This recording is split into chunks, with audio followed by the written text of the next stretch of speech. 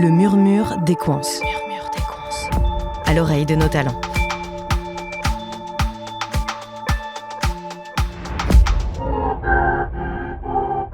Depuis plusieurs années, les Hauts-de-France deviennent la vallée de la batterie. En effet, d'immenses projets d'usines y fleurissent pour fabriquer les futures batteries de nos véhicules électriques made in France. Et oui, car la France a pour ambition de produire 2 millions de véhicules électriques d'ici 2030 pour réduire ses émissions de CO2. Quand on parle de grandes usines, on devrait plutôt dire giga-usines. Cette semaine, retrouvons Sandrine, directrice développement marché industrie des procédés, pour tout comprendre sur les gigafactories.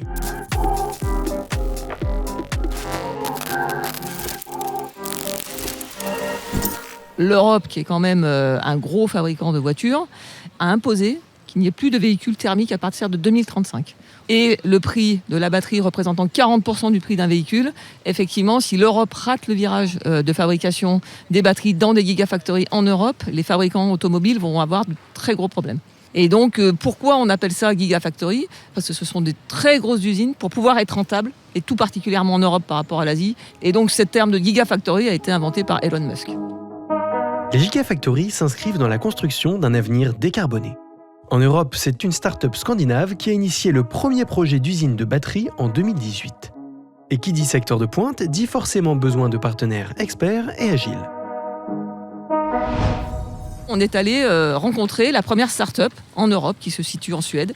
Et on est allé leur expliquer qu'on pouvait les accompagner sur certains sujets parce qu'on maîtrisait, dans d'autres métiers, les parties des chimies et puis également des parties salles blanches et salles sèches. Et en fait, la curiosité, c'est hyper important sur ces nouveaux métiers, sur des process qu'on ne connaît pas bien. On leur a dit, vous pouvez nous expliquer comment on fabrique une batterie, ça nous intéresse.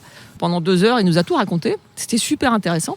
Et il nous explique qu'à la fin de la fabrication de la batterie, il a besoin d'injecter ce qu'ils appellent l'électrolyte, qui est un solvant qui est toxique, inflammable, qui requiert des techniques de fabrication importantes. Et il nous dit, sur ce sujet-là, il n'y a que les Américains qui savent faire.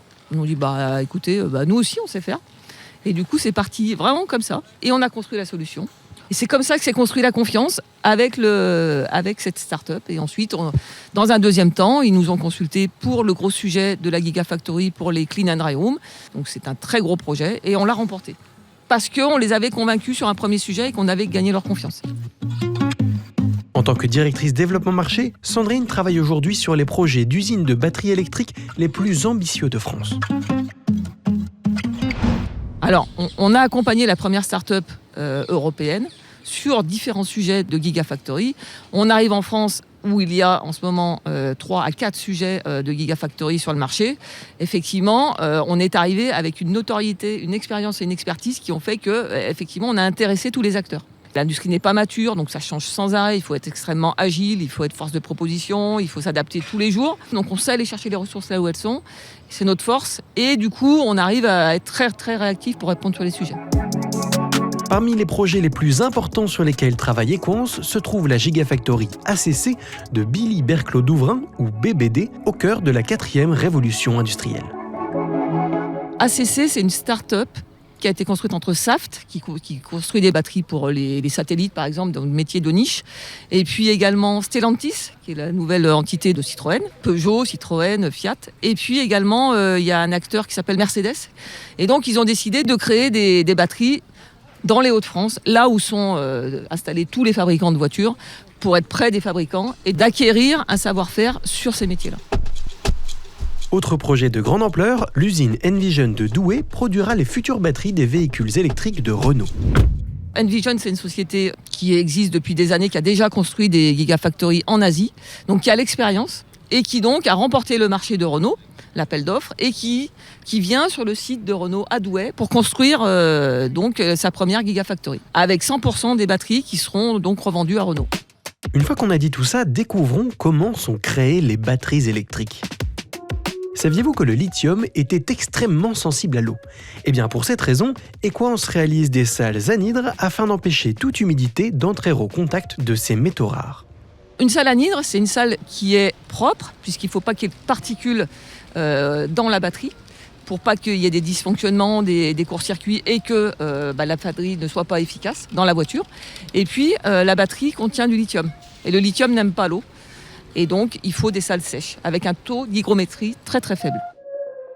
Les métaux utilisés sont ensuite transformés en poudre, puis en 2 pâtes, la cathode et l'anode, qui sont étalés et passés dans de très grands fours. Une fois chauffés, on empile plusieurs couches de cathode et d'anode, on les met dans des boîtes et on y injecte de l'électronique de fabrication et paf, ça fait une batterie électrique.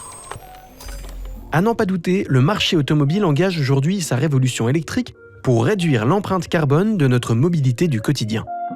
Mais une autre question se pose déjà. Que faire des batteries une fois qu'elles sont en fin de vie ? L'avenir des batteries pour les véhicules électriques n'aura de sens que si on sait les recycler. Aujourd'hui, il y a beaucoup de matières premières, on en parle beaucoup, il y a du lithium, il y a du manganèse, du nickel, enfin toutes les matières premières, un jour vont peut-être se tarir un petit peu. En plus, il y a des projets pharaoniques de fabrication de batteries. Donc, si il n'y a pas des projets de recyclage des batteries qui se mettent en place, ça ne marchera pas, le cycle ne sera pas fermé. La start-up suédoise, ils sont en train de construire leur usine de recyclage. Et en France, en fait, les fabricants de batteries s'appuient sur des chimistes qui vont travailler également sur un projet de recyclage de batteries. Dans un premier temps, le recyclage des batteries va servir à recycler ce qu'on appelle les scraps pendant la production. Donc les scraps, c'est les batteries qui sont testées défectueuses pendant la production. Dans un premier temps, ce sera ça. Ensuite, les fabricants vont optimiser, bien sûr, leur ligne de production. Et ensuite, ce sera, bien évidemment, les batteries qui arriveront en fin de vie, qui seront recyclées. Les industriels réfléchissent donc à la chaîne de valeur complète des batteries électriques, de l'approvisionnement des métaux jusqu'au recyclage des batteries hors d'usage.